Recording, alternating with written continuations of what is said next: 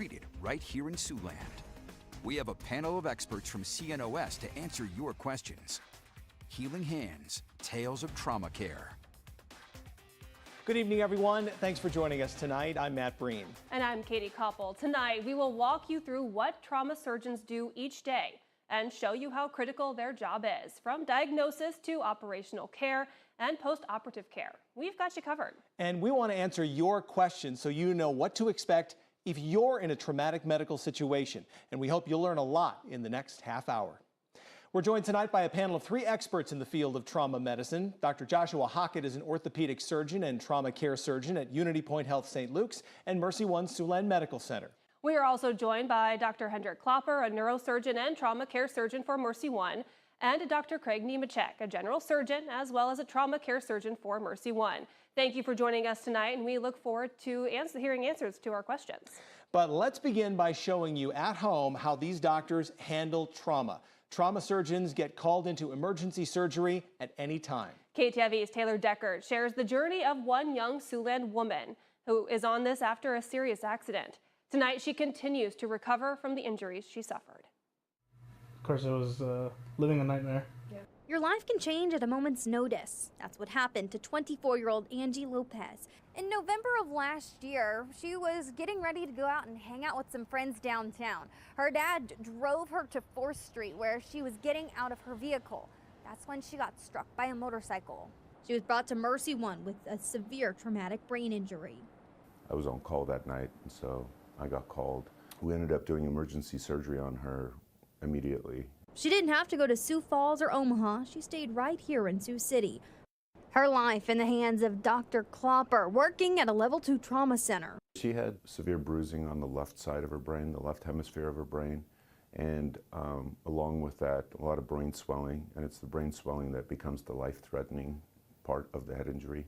We did an operation to remove part of her skull, create room for the brain to swell. She was closely monitored for weeks in the intensive care unit on a ventilator for a week. As an older brother, you want to protect your little sister. In the blink of an eye, your life can just change. Our life did. Family was by her every step of the way during her 7-week-long hospital stay. Those first few days, just really managing and monitoring her brain swelling. And she's also being seen and evaluated by the intensivist team, the intensive care doctors at Mercy One, and the trauma surgeons. Angie has spent countless hours in the clinics working to get back to her normal self. A big part of her recovery? Mojo, baby. Mojo, the dog.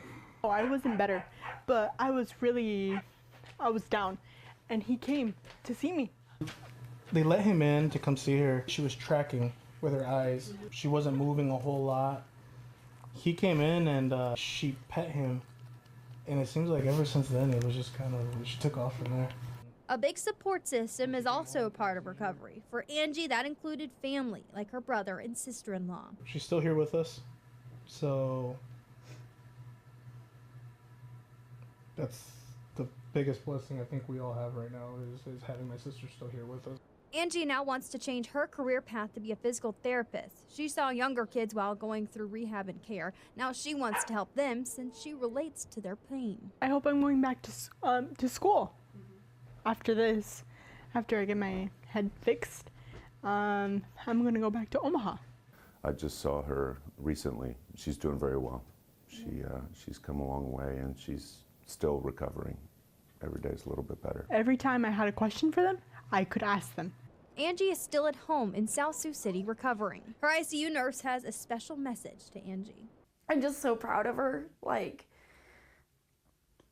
I really didn't think she was gonna make it, and the fact that she did, I just can't explain how excited I am, like, that she's here. And it's just, even to somebody that we don't even know each other, but just taking care of her was such an honor, and with her family and stuff like that. And I'm just so excited that she's here where she is now. Come here, baby. In Sioux City, Taylor Deckard, KTIV News 4. Now, the road to recovery is a long one for Angie. In fact, she needs another surgery. Right now, doctors are giving her body time to rest and heal from that trauma. Well, let's jump right in and get your questions about trauma answered. The first question, Dr. Hockett, this one's for you. What cases are considered trauma? And to expand on that, what are the most common trauma cases that come into local hospitals? Yeah, so from an orthopedic trauma standpoint, really anybody that has some sort of injury or mechanism that results in a broken bone, from my standpoint, I'd classify them more as a trauma, an orthopedic trauma case. That could be a lower energy fall just from standing height. That could result in a hip fracture most commonly, or even a higher energy mechanism such as a motor vehicle accident or a fall from significant height.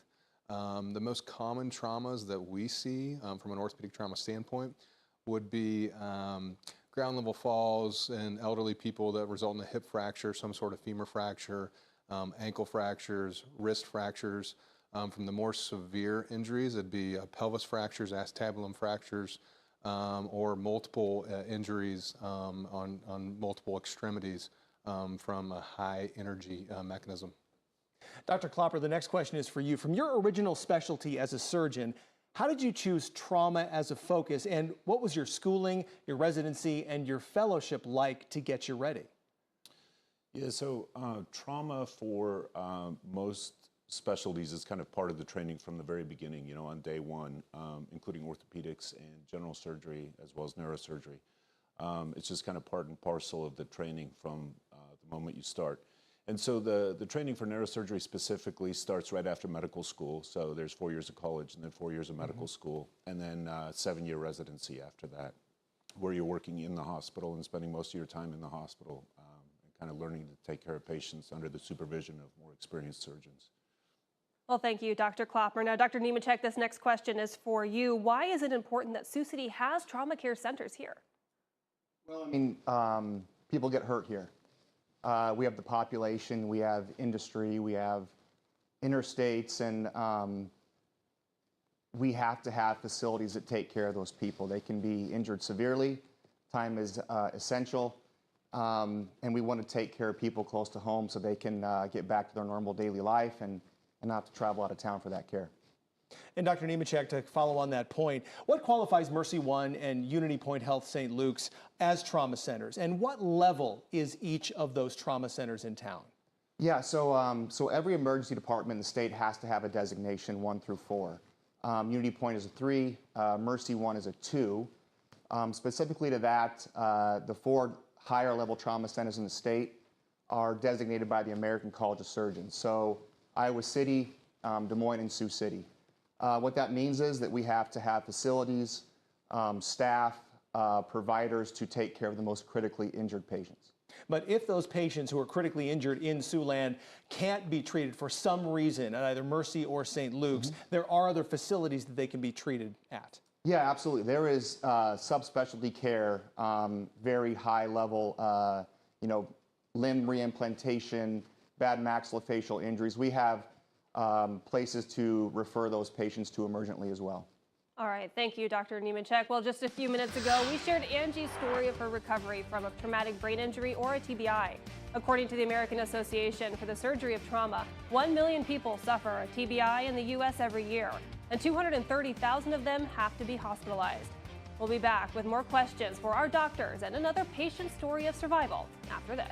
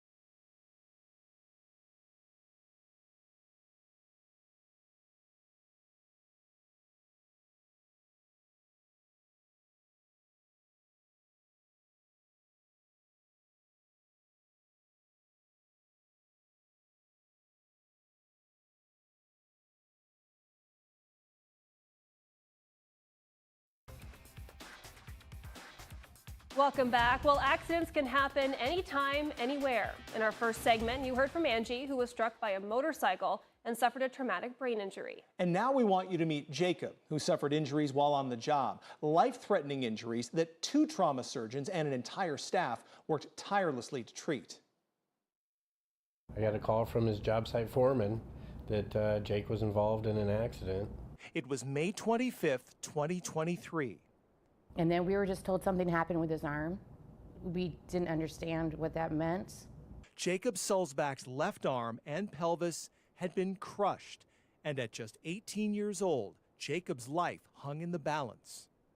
And then he started having the surgeries. I mean, we didn't really see him much before that until after, he was somewhat stable. During one surgery, doctors had to amputate Jacob's left arm. Then the attention turned to his bleeding, which was out of control. He was bleeding internally because it severed his main artery in his leg when his pelvis was crushed. They had to keep on pumping him full of blood the whole time until they could stabilize him. We got taken into a private room and they said the next 24 hours is critical. But the severity of Jacob's injuries wouldn't let doctors offer the Sulzbachs any guarantees. When you hear words like that, like catastrophic, they can't open him up, he'll bleed to death. Wait and see, no guarantee. Just those words that, as a parent, you don't want to hear. Jacob managed to make it through the first 24 hours. And that seemed to give the whole team of doctors like a sigh of relief as far as this kid's a fighter. He's fighting. Little did the Sulzbachs know those doctors and nurses were in the ring too. I don't know how they treat other people, but we felt that Jacob was important to them. We felt, top on their list of who they were treating. Hours turned into days as Jacob made slow but steady progress, including making it through an 8-hour surgery to reconstruct his crushed pelvis. Once again, doctors turned to a sports metaphor to put that progress in perspective. What did he tell us? We're like in the NBA Finals. There's a lot of games. Yeah. There's a lot of games. We won this one. We're gonna win the next one, but we might not win them all. But we're gonna get to the victory. Though small at first, the victories kept coming.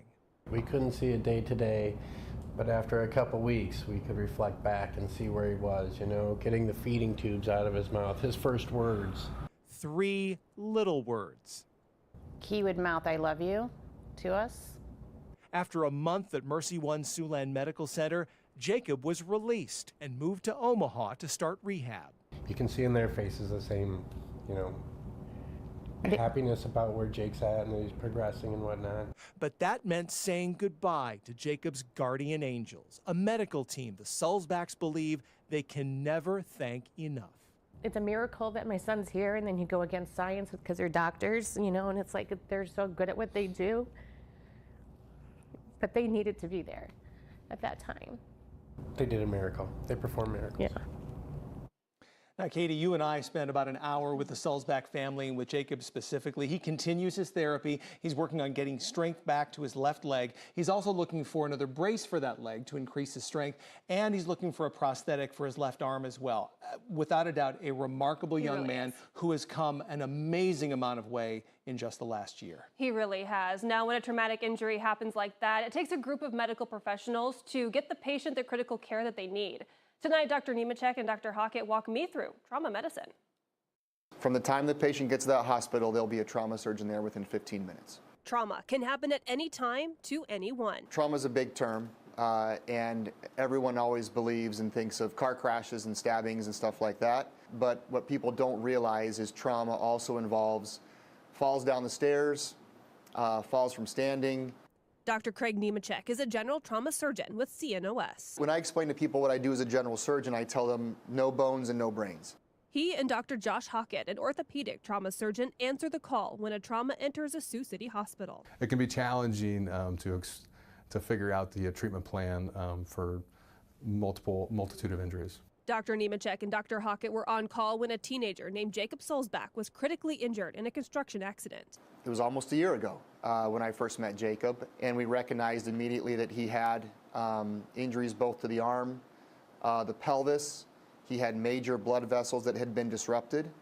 And our job at that point was to try to figure out which one needed attention first and go through the workup and treatment of all those very critical injuries. He came in severe, kind of unstable condition and had severe crushing injuries to his pelvis, lower extremities, and an essentially traumatic amputation very high up to his left upper extremity. The two surgeons and a team of medical experts got to work, determining what injuries needed immediate intervention and what could wait. It was really cool to see everybody kind of come together and do the team approach to treat his injuries as effective as possible and as quickly as possible. The one thing I remember about Jacob specifically was I always remember seeing his dad. Jacob's a teenager, and I have children, and all I could see was the hurt in his dad, and imagine what that would be like. I think he's got a good family support around him, and I think that he's got the right mindset to be doing well. And with his attitude and with his family support, I'm not surprised that he's doing as well as he is. I've thought about Jacob's case a lot. I truly believe a little bit of luck and a lot of hard work and skill is why we have the outcome we do today. So, Dr. Klopper, to you, knowing that when a patient arrives at a hospital, a trauma surgeon will be there in 15 minutes. So there is an on-call situation. But if you could describe a typical day for me as a trauma surgeon, are there scheduled surgeries, and what are the on-call responsibilities of a trauma surgeon like yourself? Yeah, so on a typical on-call day, you're doing some of what you normally do on the days that you're not on call, which is either clinic or in surgery, you know, the non-emergency scheduled kind of surgeries. And then you're available for when the calls come in, and obviously that's unpredictable. So we do some stuff with the schedule to plan for some of that happening. And then when calls come in, you know, there are different levels of urgency, ranging from an emergency situation where something needs to happen in minutes, where you drop everything and then go take care of the problem, to less urgent things that can wait a little bit. And so every call you kind of triage a little bit and decide to finish what you're doing or go and take care of this problem. Thank you, Dr. Klopper. Now, Dr. Nemechek, can you describe what it's like being on call and what that means as a trauma surgeon? And also, are there certain rules you have to follow? Yeah. So again, we're on call 24/7 because traumas come in anytime, day or night. Specifically the rules, it all dictate by the level of trauma. So our most critically injured patients are seen by the pre-hospital staff and by the ER, and if they call level 1 trauma, we know we have to mobilize our team and be in the ER in 15 minutes. So, Dr. Hockett, what strategies do you have to prevent burnout, especially if you're on call 24/7, or to try to prevent fatigue during those demanding on-call shifts? Right. I think for in-hospital stuff that I would do, it's important to have a great supporting staff, which we do.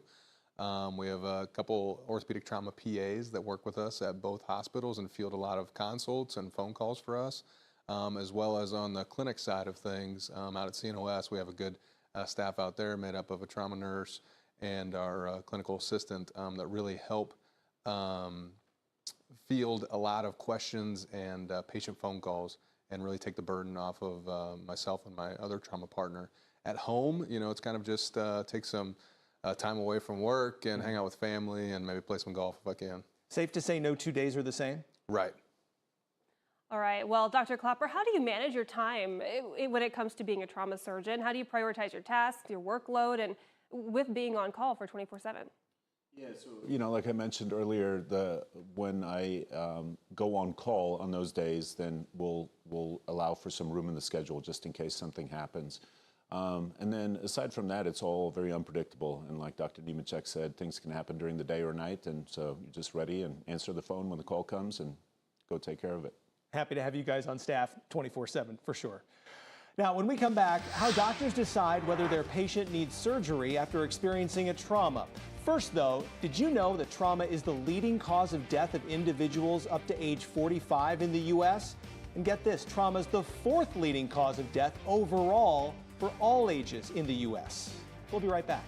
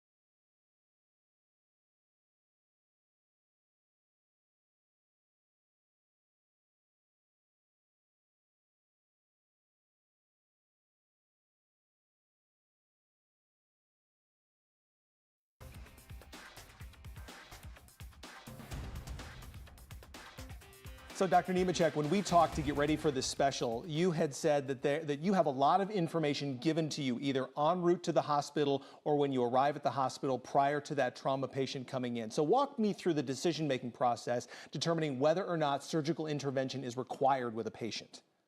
Yeah, so again, with good pre-hospital care, we typically know what the injury was, get an idea of what we need to do. When the patient gets to the ER, it's a very strict protocol in defining injuries, whether that's through CAT scan or physical exam. Our first job and our first goal is to try to define what injuries the patient has and what priority they take. Now, I would assume all three of you have seen some pretty challenging cases in your career, but Dr. Hockett, can you describe a particularly challenging case that you've gone through? Yeah, I think most of my severe cases have been related to pelvis and acetabulum or hip socket fractures, and those are just because of the anatomy is very complex in that area, and the injuries can really make you think about planning and where you want to make your incisions and where you need to put your fixation.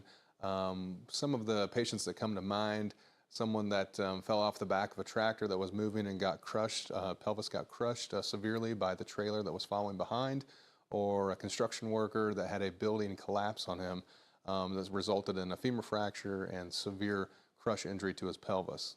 Both of those people required multiple surgeries and multiple hours of reconstructive type procedures.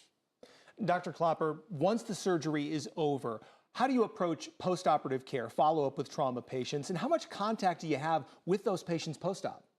Yeah, so it depends on the problem that the patient had, what the original injury was, and so it varies from some things where we see a patient just one time afterwards, and if the follow-up scans look okay and the patient's doing well, then that's all it takes. And you know, there are some patients that we end up following for more than a year, seeing them in the clinic and following up on their injuries, and sometimes they need subsequent surgeries as well. It truly is a journey. Now, earlier in the special, we shared the story of Jacob Solzbach, whose case needed both a general surgeon and also an orthopedic surgeon. Dr. Nemechek, how often do you collaborate with other medical specialties in treating a trauma patient? Yeah, I think honestly in medicine, there's not a specialty or a part of my practice where I collaborate by far more often in trauma. As you saw with Jacob's case, we have intensivists, we have neurosurgical injuries, we have orthopedic injuries, vascular surgeons, interventional radiologists, and they all touch that case, and that is not uncommon with blunt trauma that we see in our community. Thank you, Dr. Nemechek. Well, more of your questions on our trauma specialist coming up after the break. We'll be right back.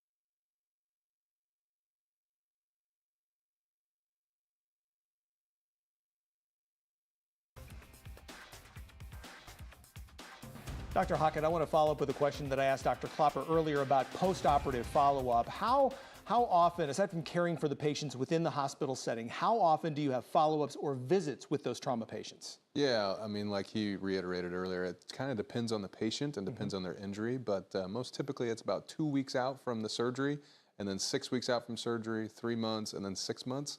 We typically will follow you until the fracture has been healed or your injury has been healed, and we're happy and satisfied with the result.